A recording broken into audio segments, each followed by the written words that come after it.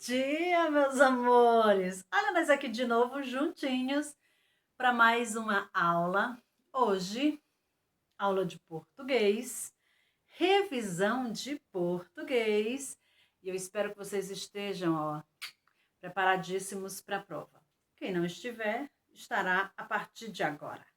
Pois bem, na nossa revisão de português, a gente vai falar sobre alguns assuntos que terão na nossa avaliação, alguns que eu não sei se terão ou não, mas que terão muita importância na nossa vida, como leitores, como pessoas participativas de todo o processo da sociedade. Ok, poderemos começar então falando de leitura. Sim, no material de vocês, lá na página, lá no canal, na plataforma, tem alguns vídeos falando sobre os benefícios da leitura na nossa vida, principalmente no canal. Eu poderia falar novamente sobre todos esses benefícios, mas nós já sabemos que as pessoas leitoras, elas são muito mais inteligentes, elas são muito mais expressivas, elas são muito mais comunicativas, elas são muito mais, digamos, simpáticas. Elas têm um papo, uma conversa, um diálogo muito mais interessante. Isso sem falar que a leitura faz um bem danado para a nossa alma, para a nossa mente, ou seja, nos faz bem em todos os sentidos. Pessoas que leem têm um vocabulário muito mais ampliado, pessoas que leem conseguem escrever muito melhor, pessoas que leem se comunicam com uma facilidade muito grande, tem amplia-se a compreensão em relação a todos os assuntos. Então, sobre qualquer assunto que você falar com uma pessoa leitora, ela vai saber dizer algo, ela terá algo interessante para acrescentar. Pois bem, ultimamente a gente tem feito muitas leituras muito interessantes, em especial sobre textos científicos, textos expositivos. E baseado nessas leituras, a gente tem desenvolvido algumas técnicas, algumas formas de resumo. E resumo será a produção textual que cairá na avaliação. Vai ter lá um textinho bem pequenininho, muito pequenininho, que vocês vão ler e vão fazer um resumo. E aí amanhã, a Pro vai colocar uma aula só sobre resumo para vocês. E aí, além dos resumos que a gente tem feito e desses textos que a gente tem lido, a gente também tem feito muita análise de tirinha e de charge. E isso é muito interessante quando a gente faz essas análises, porque é um tipo de leitura muito atrativo também, mas principalmente é um tipo de leitura rápida, mas não é aquela leitura rápida que chega e passa. É uma leitura rápida, mas que fica, porque é um tipo de leitura muito reflexivo, além de ser sempre com pitadas de humor. Às vezes sarcástico, mas pitadas de humor. E em especial, a questão da reflexão. São textos de linguagem verbal e não verbal, mais especificamente não verbal, mas que trazem uma reflexão muito interessante sobre coisas bem pontuais e bem atuais também. E preocupantes, né? Coisas que realmente a gente precisa ter aquele olhar crítico a respeito. Então, a charge e as tirinhas são muito interessantes nesse sentido. E as charges e as tirinhas, vamos falar especificamente a respeito delas, elas costumam vir com a fala dos seus personagens assim, ó, dentro de balões, ou balões assim, ou balões assim, ou balões. Deixa eu desenhar aqui um outro tipo de balão.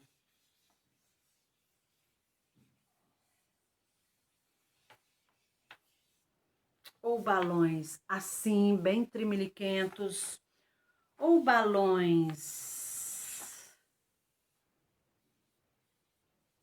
assim, ó. Esses balões que as charges e as tirinhas trazem, e os quadrinhos também, como um todo, trazem, esses balões, eles são muito interessantes porque estes balões, primeiro eles são os locais onde ficam a fala do personagem. Porque esse gênero textual é um gênero textual onde uma das suas características mais marcantes é o discurso direto. Aí depois você vai me perguntar o que é esse discurso direto e falaremos sim sobre ele. Então, esses balões, eles são muito interessantes para que o leitor compreenda a reação do personagem. Porque tanto a charge como a tirinha são textos que dizem muita coisa em um curto espaço de tempo e principalmente com poucas falas. E que ele precisa realmente fazer ele precisa ter uma visão, dar para o leitor uma visão muito ampla de um determinado assunto em um curto espaço de tempo e com essas falas muito reduzidas. Então, todas as vezes em que aparecem esses balãozinhos aqui, a forma como o próprio balão se apresenta já indica a reação, já indica para o leitor a reação do personagem. No caso deste balãozinho aqui, por exemplo, balão comum. Então ele indica que o personagem está tendo uma reação comum. Não gostei do assunto. Pronto, não gostei do assunto, apenas isso. Porém, quando o balão já se apresenta desta forma, isso quer dizer que o personagem já está um pouquinho nervoso, falando alto. Geralmente, este tipo de balão aqui, é para indicar para o leitor isso. E aí, quando se faz a análise desta tirinha ou desta charge, faz-se necessário que se compreenda isso, porque senão você não vai conseguir fazer a análise adequadamente, você não vai conseguir acompanhar o raciocínio do chargista da forma como deveria. E automaticamente compreender o que ele quer passar, que como eu falei para vocês, é muita coisa em tão pouco espaço, e ele consegue. Agora, para que ele consiga isso, faz-se necessário um leitor inteligente. E leitor inteligente a gente já sabe, né? Precisa ser leitor, realmente. Precisa ler muito. Então, deixa eu pegar aqui no chão. Oi, voltei. Gostei disso. Pois bem, aí vejam. Geralmente, quando acontece isso, até a fala que vai vir dentro do balão, ela vai vir com umas pontuações que também, uns sinais de pontuação que também serão muito atrativos para o leitor. Então, vai também chamar muito a atenção do leitor. Ou e geralmente assim, uma pontuação seguida da outra, a mesma pontuação várias vezes.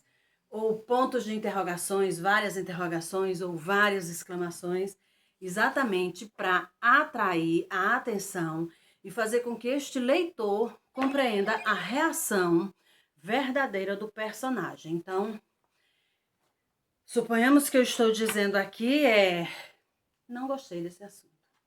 Ok. Não gostei desse assunto. Aí a minha reação já está um pouquinho mais afetada e geralmente ela vai vir acompanhada nesse caso aqui do não gostei do assunto, de exclamações. Esse quadrinho também, ó, esse balão também pode vir assim. Aí quando ele vem assim,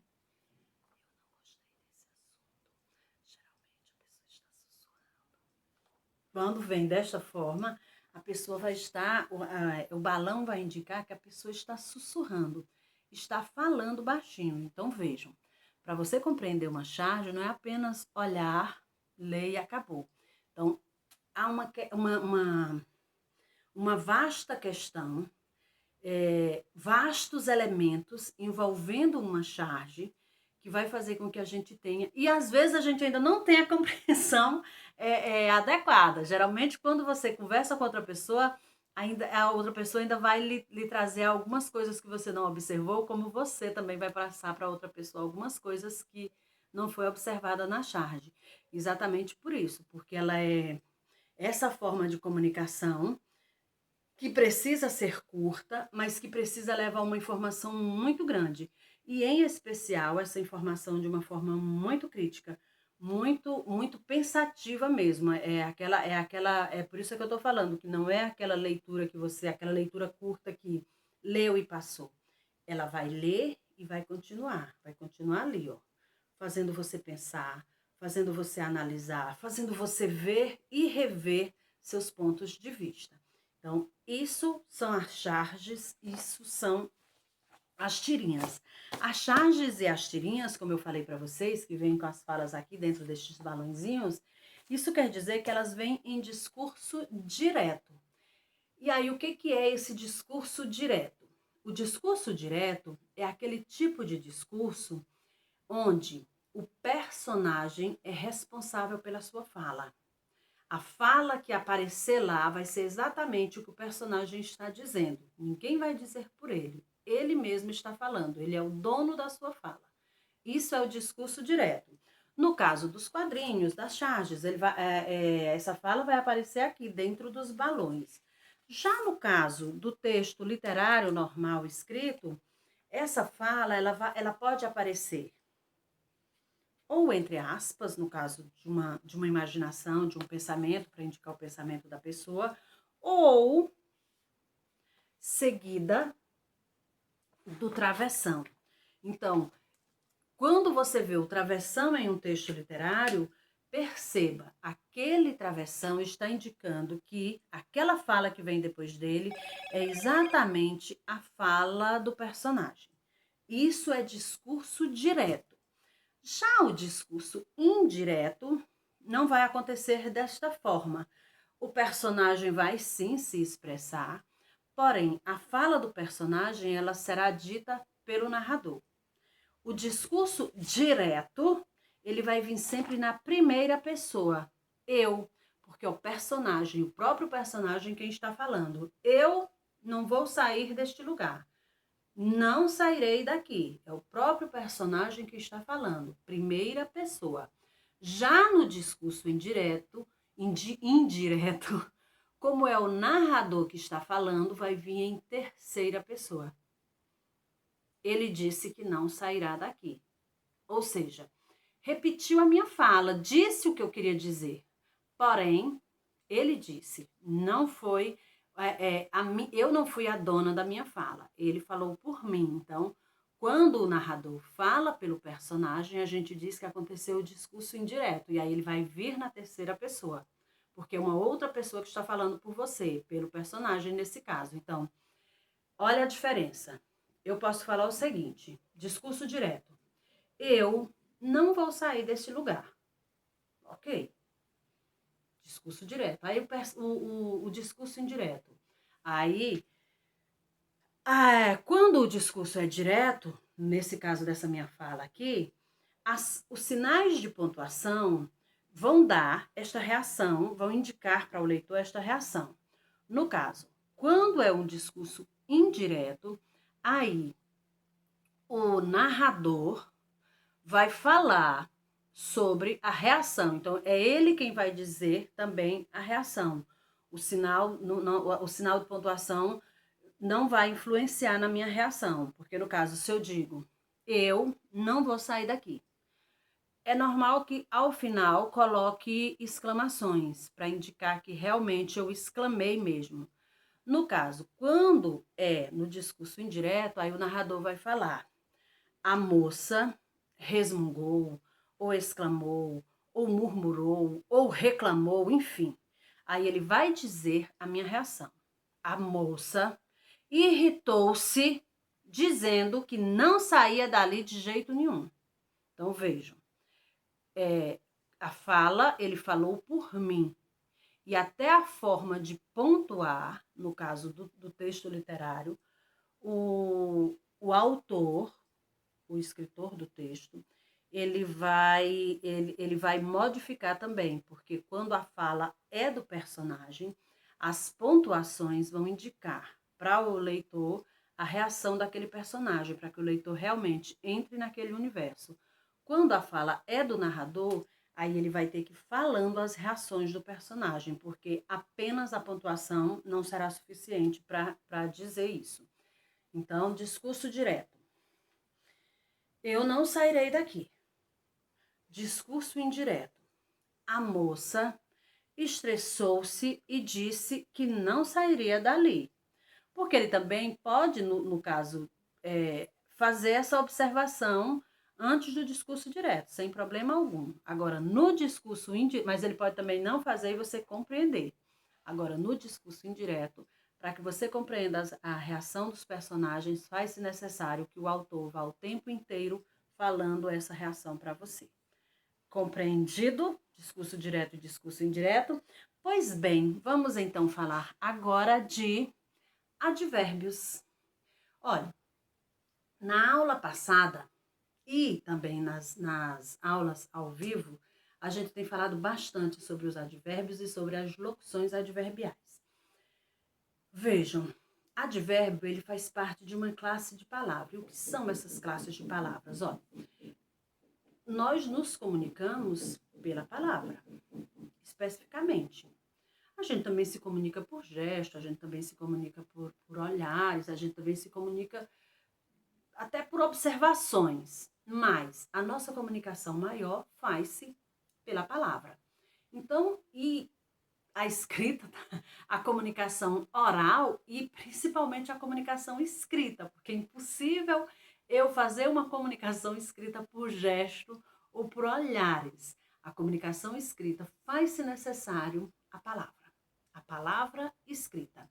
E aí essas diversas palavras escritas, essas infinidades de palavras escritas que formam o discurso, cada uma faz parte de uma determinada classe, porque cada uma exerce uma função dentro daquele discurso. Pronto, o advérbio é uma palavra que também vai exercer uma função, são palavras que também vão exercer função dentro de um discurso. E aí, você pode compreender esse advérbio como uma palavra modificadora da circunstância. Pronto, então os advérbios são aquelas palavras que vão modificar as circunstâncias, seja a circunstância do tempo, seja a circunstância do modo, do lugar, do afirmar ou do negar, ou do ter dúvida, do perguntar, enfim. O advérbio ele será esta palavra modificadora, essa palavra que dentro do discurso vai ajudar a fazer essa modificação da circunstância. E aí o advérbio ele vai ter diversos tipos, no caso. Advérbio de lugar são aquelas palavras modificadoras, são aquelas palavras que vão modificar a circunstância do tempo. Hoje, não, advérbio de lugar. O advérbio de lugar, ele vai mudar, ele vai ser a palavra modificadora que vai fazer modificar a circunstância do lugar. Aqui, ali, longe, perto, em cima, embaixo, na frente, lugar. Aí o advérbio de tempo, agora sim é o de tempo, adoro falar sobre o advérbio de tempo, falo ele até antes da hora. Ele vai ser aquela palavra modificadora que indica tempo e que vai fazer exatamente essa modificação circunstancial em relação ao tempo, em relação à temporalidade. Ontem, hoje, amanhã, nunca, sempre, já, agora. Pronto, indicou o tempo do acontecimento. E, dependendo de como você utilizar essa palavra e de que palavra de que advérbio for utilizado, de que tipo de advérbio de tempo for utilizado, vai fazer essa modificação temporal no contexto. Outro tipo de advérbio, o advérbio de modo.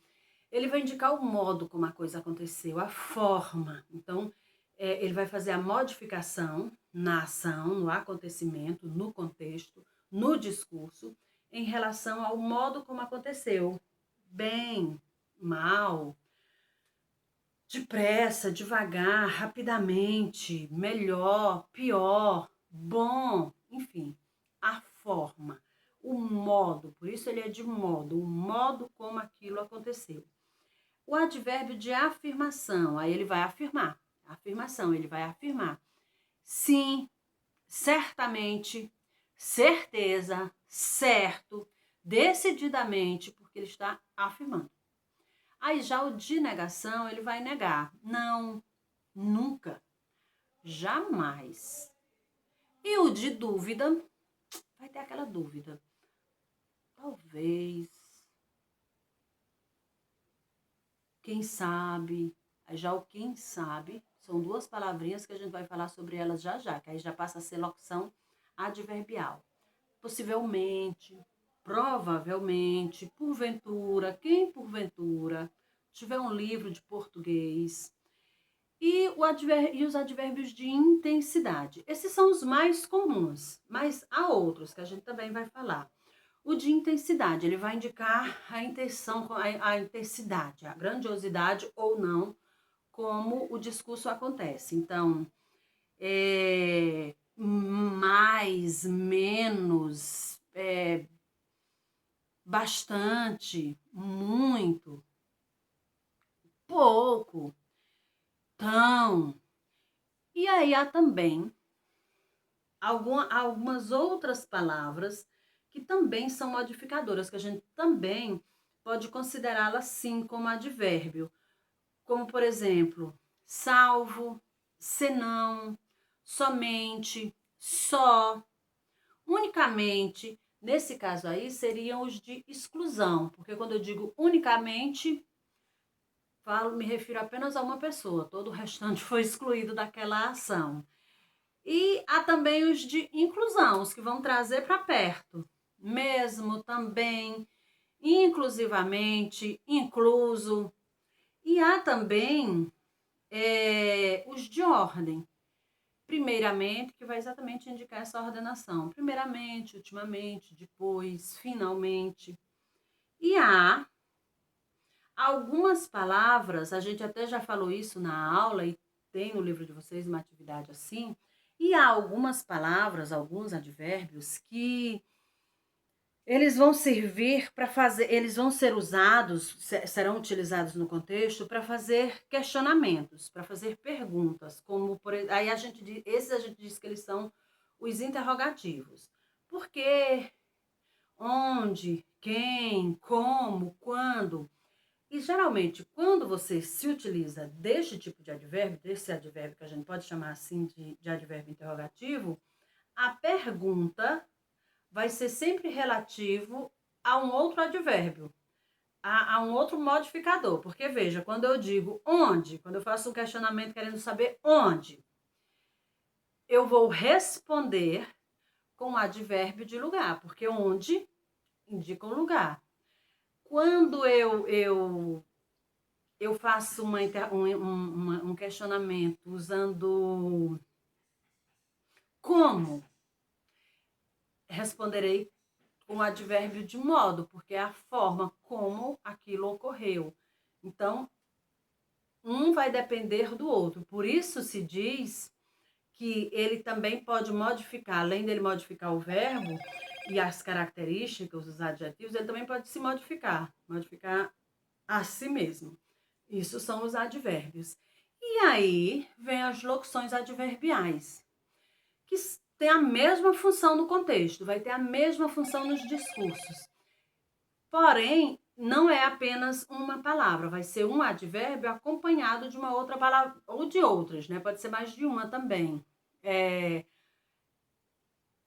Logo ali. A minha casa é logo ali. Veja, eu precisei de... Eu poderia ter dito apenas ali, mas quando eu digo logo ali, aí eu me utilizei de uma outra palavra para juntar o advérbio de lugar ali para expressar o que eu queria, para fazer essa modificação no que eu queria dizer, dar essa informação. Com certeza, com certeza. Eu posso dizer apenas certeza ou certamente, mas é comum que se use com certeza. Por enquanto, enfim, essas palavrinhas, esses advérbios que vão vir acompanhados de uma outra palavrinha, a gente diz que eles são locuções adverbiais e que também vão exercer essa mesma função dentro do discurso. Uma outra coisa que eu não sei se vai não sei se vai cair na prova, mas se cair, show! Se não cair, massa, porque a gente tá sabendo também. No material de vocês, pede que vocês aprendam um pouquinho mais sobre o uso da cedilha.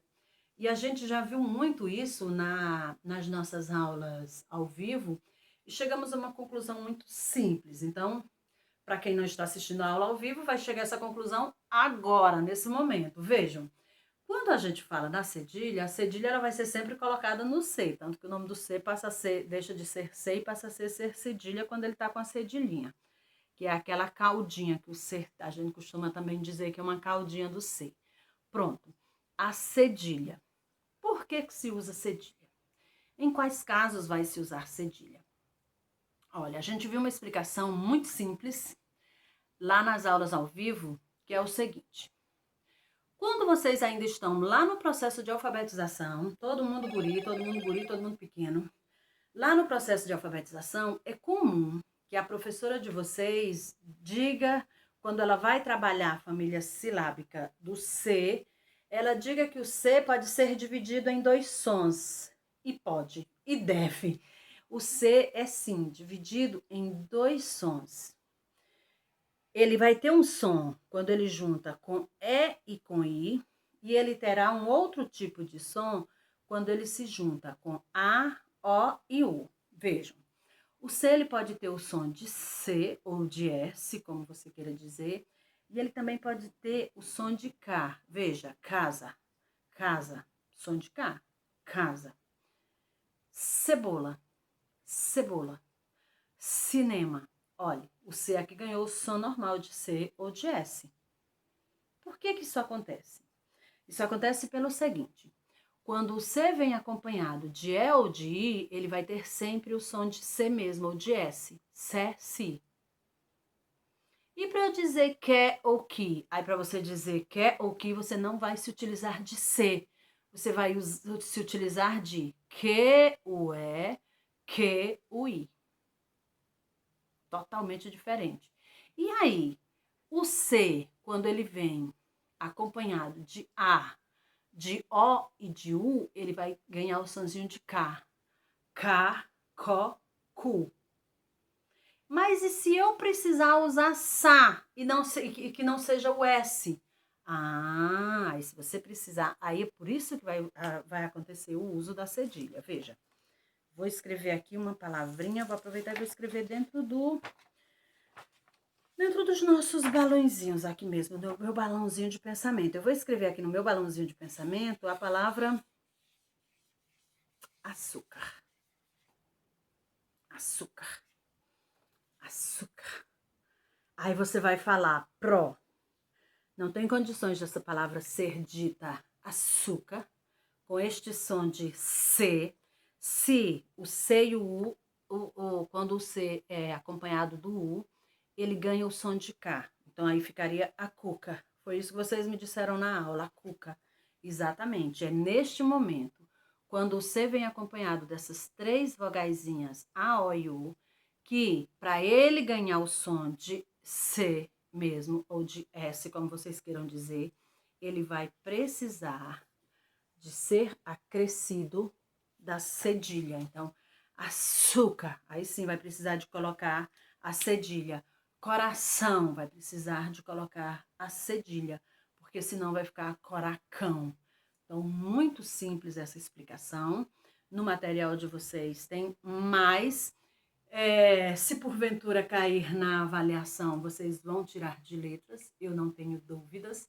E eu só posso agora desejar para vocês um bom dia, uma boa aula, bons estudos e uma boa prova na segunda-feira.